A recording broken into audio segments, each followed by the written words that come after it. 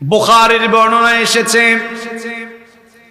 নবী করিম সাল্লাল্লাহু আলাইহি ওয়াসাল্লাম নবুয়তের দাওয়াত শুরু করার কয়েক মাস আগ থেকে অত্যন্ত নিঃসঙ্গ প্রিয় হয়ে গেলেন। নিঃসঙ্গ প্রিয় হয়ে আল্লাহর সান্নিধ্য লাভের জন্য মক্কার অদূরে হেরা গুহায় তিনি অবস্থান করে আল্লাহর সান্নিধ্য লাভের জন্য ধ্যানে মগ্ন থাকলেন। আল্লাহর নবী বাড়ি থেকে যাওয়ার সময় অল্প কিছু খাবার নিয়ে যেতেন। সেই খাবার যখন ফুরিয়ে যেত আবার তিনি বাড়িতে আসতেন, আবার তিনি চলে যেতেন। এইভাবে করে একটানা কয়েক মাস নবী করিম সাল্লাল্লাহু আলাইহি ওয়াসাল্লাম হেরা গুহায় অবস্থান করলেন। এভাবে চলতে চলতে চলতে চলতে রমাদানের মাস এসে গেল।